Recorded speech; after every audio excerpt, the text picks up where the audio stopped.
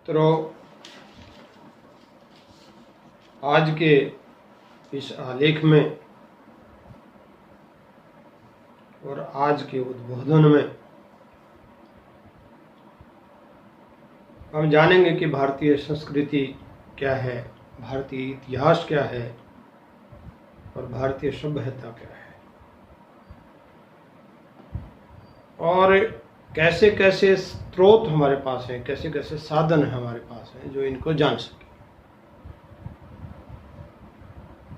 पहले भी हम इस विषय पर चर्चा कर चुके हैं और मेरा निरंतर प्रयास है कि भारतीय संस्कृति, भारतीय इतिहास, भारतीय समाज और भारतीय साहित्य पर प्रतिदिन चर्चा हो, ताकि भारत और भारत से बाहर के लोग, विदेशों के लोग भारतीय संस्कृति को, भारतीय साहित्य को और भारतीय इतिहास को जानने की जो जिज्ञासा रखते हैं, उन तक ये व्याख्यान पहुंच सके और हम भारतीय प्राचीन संस्कृति, भारतीय वैदिक संस्कृति का विकास में क्या योगदान दे सकते हैं, आज उसी पर चर्चा करेंगे। और मेरा सब श्रोताओं से अनुरोध है कि ग्लोबल लिटरेचर चैनल को सब्सक्राइब जरूर करें, ताकि आप भी भारतीय संस्कृति, भारतीय साहित्य, समाज और सभ्यता पर जानकारी ले सकें। भारतीय सभ्यता एवं संस्कृतियां जब विकास करती हैं तो उसके आरंभिक चरण में मानव को भाषा, लिपि, लेखन कला, चित्रकला एवं मूर्तिकला आदि का ज्ञान नहीं होता। मित्रों, सबसे पहले एक बात जानना आवश्यक है, अगर हमारी भाषा नहीं होगी, अगर हमारी लिपि नहीं होगी,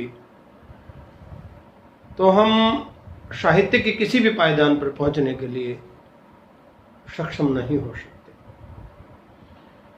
और जब हम सभ्यता के बारे में जानेंगे तो चित्रकला बहुत अनिवार्य है, लेखन कला बहुत अनिवार्य है और मूर्तिकला बहुत अनिवार्य है। इन सब बातों को जानने के लिए, इन सब टूल्स को जानने के लिए हम इसकी गहराई को समझने का प्रयत्न और प्रयास करेंगे। इसलिए उस काल का इतिहास जुटाने में भौतिक अवशेषों का सहारा लेना पड़ता है।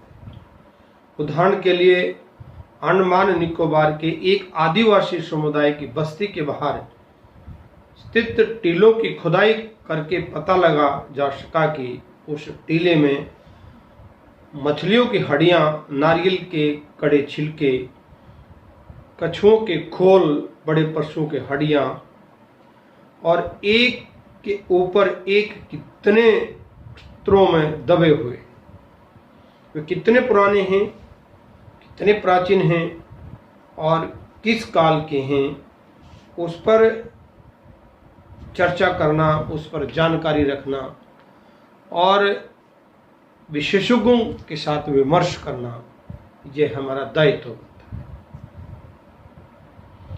विभिन्न क्षेत्रों में जहां मछलियां एवं नारियलों के छिलकों के लिए किसी सामग्री अथवा विधि का प्रयोग किया गया, इस सामग्री के अध्ययन से न केवल उस टीले में रहने वाले आदिवासियों की प्राचीनता का ज्ञान होता है, अपितु विभिन्न कालखंड में उस कबीले की अनुमानित संख्या, खान पान, रहन सहन, आदतें, तौर तरीके आदि का भी अनुमान लगाया जा सकता है।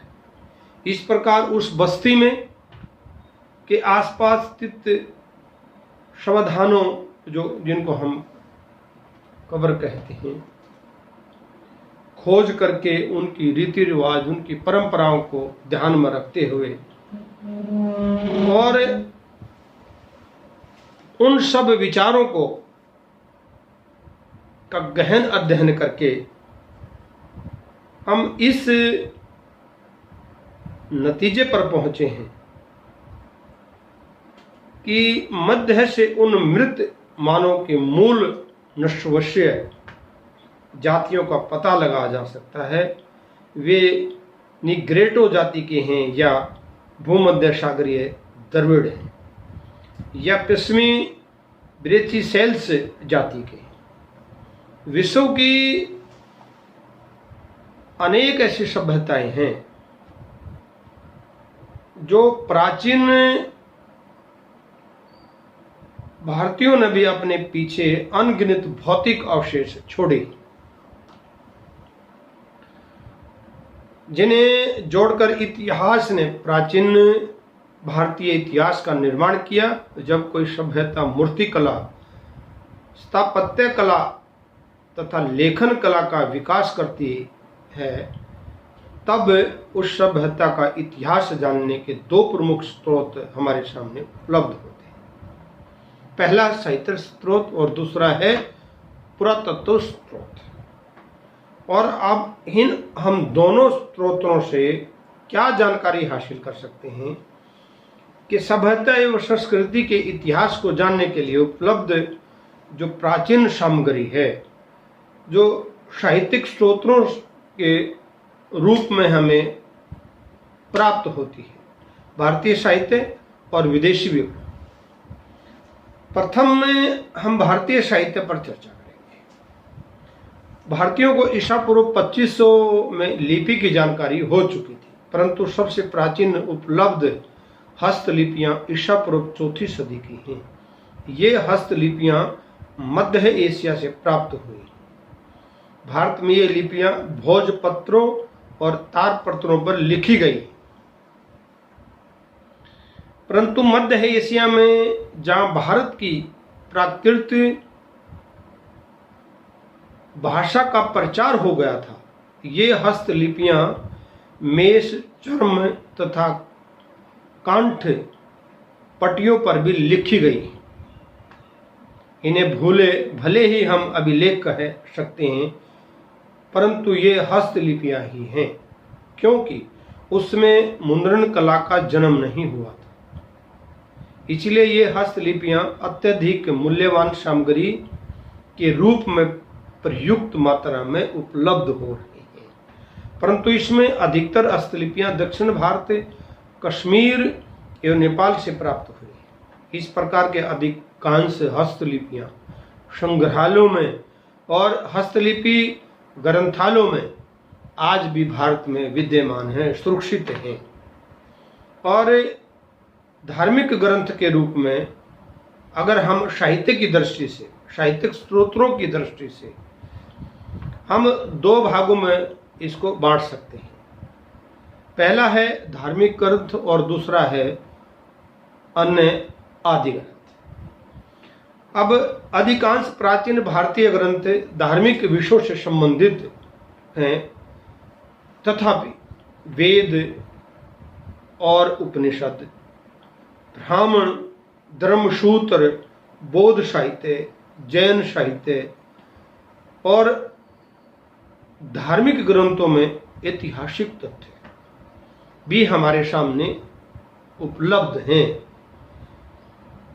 बिंबिसार के पहले के राजनीतिक, सामाजिक, धार्मिक और आर्थिक सांस्कृतिक इतिहास को जानने में इन ग्रंथों की प्रमुख साधना है और प्रमुख साधन है। इसमें धार्मिक, सामाजिक तथा सांस्कृतिक तथ्यों की और राजनीतिक तथ्यों की उपलब्धियां प्राप्त होती है।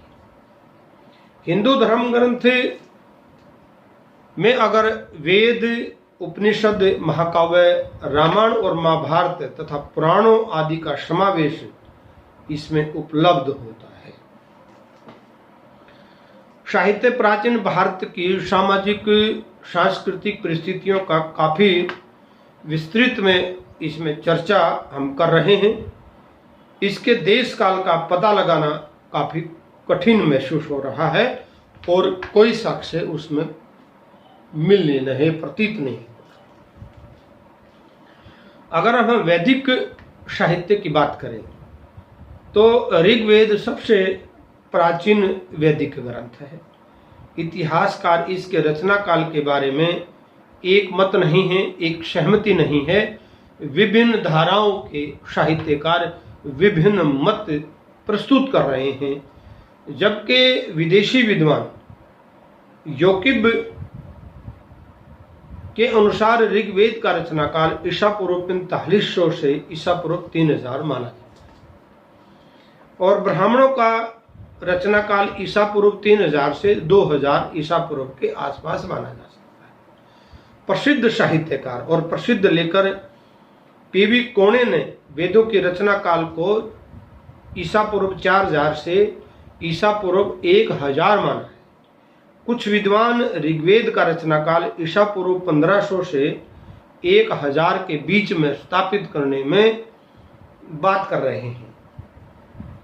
अगर अवधि की बात करें, अगर कालखंड की बात करें, तो हम अर्थवेद, यजुर्वेद और ब्राह्मण ग्रंथ और उपनिषदों को ईसा पूर्व 1000 से ईसा पूर्व 500 के लगभग हम तय कालखंड मान सकते हैं। प्राय समस्त वैदिक ग्रंथों में क्षेपक मिलते हैं, जिसे सामान्य प्रारंभ अथवा अंत में देखा जा सकता है।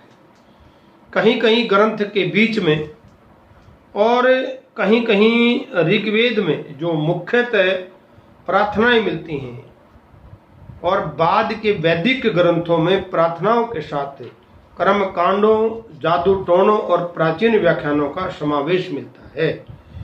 उपनिषद में दार्शनिक चिंतन एक प्रमुख रूप से माना गया है। इन सब बातों से यही निष्कर्ष निकलता है कि हम अगर वैदिक साहित्य के कालखंड की निश्चित कोई तिथि तय करें तो वो किसी भी साहित्यकार ने, किसी भी इतिहासकार ने सही मायने में, चाहे वो ईसा पूर्व 4000 से हो, चाहे ईसा पूर्व 5000 से हो, चाहे ईसा पूर्व 1000 से हो, मतलब सबकी जो सोच है, सबका जो चिंतन है, वो इस बात को सही मानने के लिए तैयार नहीं। अब हम पुराणों की बात करते हैं। अधिकांश जो प्रमुख पुराणों की रचना है वो 3000 से 300 से 600 के बीच मानी गई है। प्रमुख पुराण 18 हैं। इसमें विष्णु पुराण, शकंद पुराण, हरिवंश पुराण, भागवत पुराण, गरुड़ पुराण, ये पुराण प्रमुख हैं। और पुराण 4 युगों का उल्लेख करते हैं। कृत्य युग, जो जिसको हम सत्य युग कहते हैं, त्रेता युग, द्वापर युग और कलयुग। बाद में आने वाले प्रत्येक युग को पहले के युग से अधिक निकृष्ट बताया गया है और यह भी बताया गया है कि एक युग के समाप्त होने पर जब नए युग का आरंभ होता है तो नैतिक मूल्यों तथा सामाजिक मापदंडों में अंधपतन होता है। मित्रों, अब 21वीं सदी है और अब सब विद्वानों का मानना है और सब इतिहासकारों का मानना है कि कलयुग चल रहा है और कलयुग जैसे युग में इतनी भयंकर महामारी कोरोना जैसी और उससे भी पहले बहुत ऐसी महामारी आई हैं और इस बात पर चिंतन और मनन करने की आवश्यकता है और साहित्यकार इस बात की पुष्टि कर रहे हैं और सामाजिक मापदंडों पर अंधपतन की बात कर रहे हैं। ऐसा तो नहीं मैं कह सकता, लेकिन अनुमान लगाया जा सकता है साहित्यकारों के चिंतन और मनन से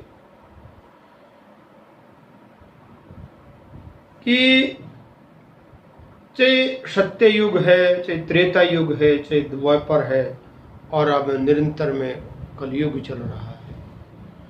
जो कृत्य अब कलयुग युग में हो रहे हैं, अगर उन कृत्यों को हम नज़दीकी से अध्ययन करें, उन पर चिंतन करें, उन पर मनन करें, तो मैं इस निष्कर्ष पर पहुंच रहा हूं कि इस कलयुग की सीमा क्या है और कितने वर्ष हैं अभी ज्ञात नहीं है, अभी अनुमान लगाया जा सकता है। लेकिन ऐसा अनुमान लगाया जा रहा है कि सामाजिक जो मापदंड हैं उनके आधार पर इस युग का अंध पतन अब निश्चित हो रहा है। और ये विश्व में जो कोरोना जैसी महामारी फैली है और जो मौत का तांडव पूरे विश्व में गुंजायमान हो रहा है, नित्य प्रतिदिन बड़ी बड़ी घटनाएं घट रही हैं, नित्य प्रतिदिन बलात्कार हो रहे हैं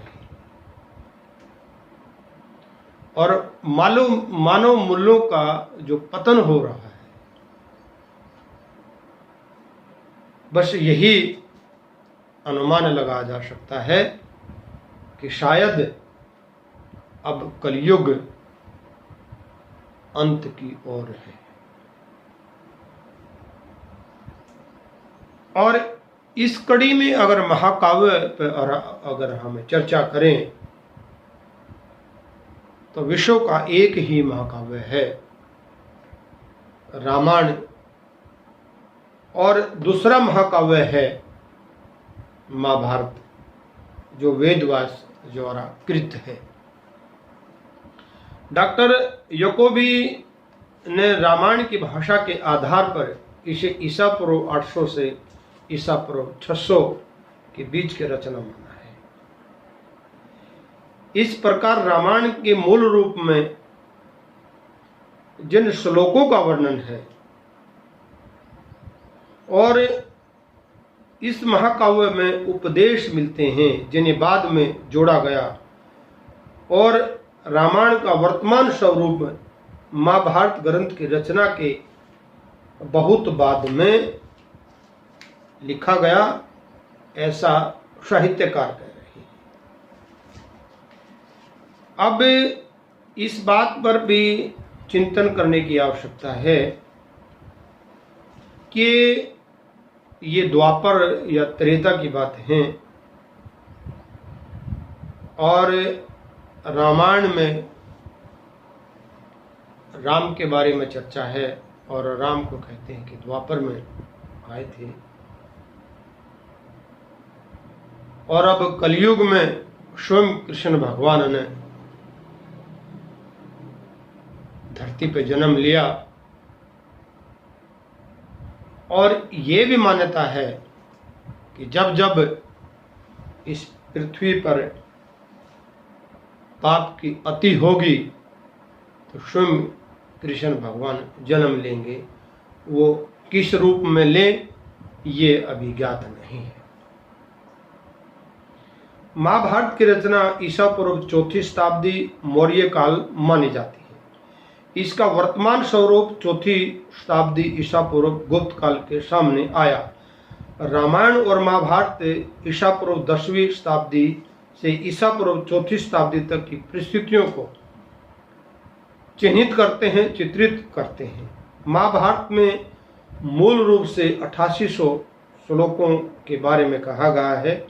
इसे यव साहित्य कहा जाता है, यव संहिता कहा जाता है, अर्थात विजय संबंधी संचय।